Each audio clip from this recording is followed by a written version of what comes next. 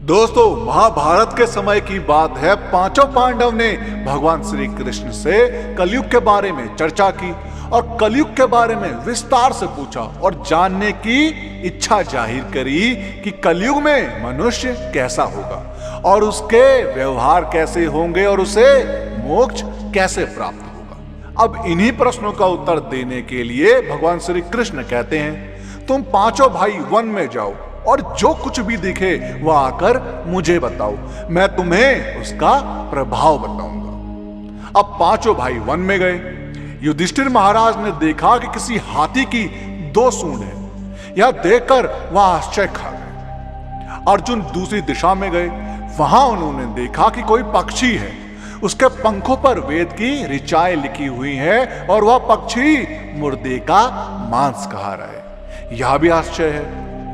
भीम ने तीसरा आश्चर्य देखा कि गाय ने बछड़े को जन्म दिया है और बछड़े को इतना चाट रही है कि बछड़ा लहूलुहान हो जाता है। सहदेव ने चौथा आश्चर्य देखा कि 6-7 कुएं हैं और आसपास के कुओं में पानी है, किंतु बीच का कुआं खाली है।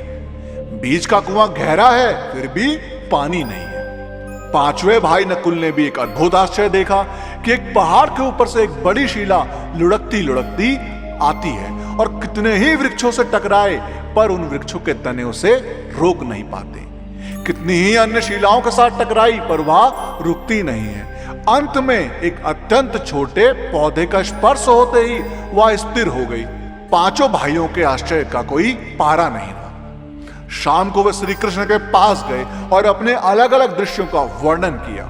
युधिष्ठिर कहते हैं, मैंने 2 सूंड वाला हाथी देखा तो मेरे आश्चर्य का कोई पारा ही नहीं रहा। तब श्री कृष्ण कहते हैं, कलयुग में ऐसे लोगों का राज्य होगा जो दोनों ओर से शोषण करेंगे, बोलेंगे कुछ और करेंगे कुछ और। ऐसे लोगों का राज्य होगा, इससे तुम पहले राज्य कर लो। अर्जुन ने आश्चर्य देखा कि पक्षी के पंखों पर वेद की ऋचाएं लिखी हुई है और पक्षी मुर्दे का मांस खा रहा है। इसी प्रकार कलयुग में ऐसे लोग रहेंगे जो बड़े बड़े पंडित और विद्वान कहलाएंगे, किंतु वे यही देखते रहेंगे कि कौन सा मनुष्य मरे और हमारे नाम से संपत्ति कर जाए। संस्था के व्यक्ति विचारेंगे कि कौन सा मनुष्य मरे और संस्था हमारे नाम से हो जाए। हर जाति धर्म के प्रमुख पद पर बैठे विचार करेंगे कि कब किसका श्राद्ध है। चाहे कितने भी बड़े लोग हों, किंतु उनकी दृष्टि तो धन के ऊपर ही रहेगी, जैसे पक्षी की मांस के ऊपर। भीम ने तीसरा आश्चर्य देखा कि गाय अपने बछड़े को इतना चाटती है कि बछड़ा लहूलुहान हो जाता है। कलयुग का आदमी शिशुपाल हो जाएगा। बालकों के लिए इतनी ममता करेगा कि उन्हें अपने विकास का अवसर ही नहीं मिलेगा।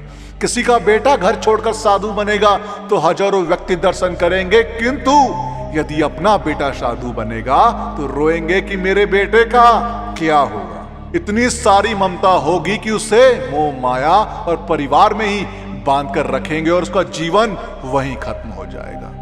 सहदेव ने चौथा आश्चर्य यह देखा कि 5-7 भरे हुए कुओं के बीच एक कुआं एकदम खाली है। कलयुग में धनवान लोग लड़के लड़की के विवाह में, मकान के उत्सव में, छोटे बड़े उत्सव में तो लाखों रुपए खर्च कर देंगे, परंतु पड़ोस में ही यदि कोई भूखा प्यासा होगा तो यहां नहीं देखेंगे कि उसका पेट भरा है या नहीं। दूसरी ओर मौज मौज में शराब, कबाब, फैशन और वासना में पैसे उड़ा देंगे, किंतु किसी के 2 आंसू पोंछने में उनकी कोई रुचि नहीं होगी। पांचवा आश्चर्य यह था कि बड़ी चट्टान पहाड़ पर से लुढ़की। वृक्षों के तने और चट्टान उसे रोक ना पाए, किंतु एक छोटे से पौधे से टकराते ही वह चट्टान रुक गई। कलयुग में मानव का मन नीचे गिरेगा, उसका जीवन पतित होगा। यह पतित जीवन धन की शिलाओं से नहीं रुकेगा, ना ही सत्ता के वृक्षों से रुकेगा, किंतु हरि नाम के एक छोटे से पौधे से, हरि कीर्तन के एक छोटे से पौधे से मनुष्य जीवन का पतन होना रुक जाएगा।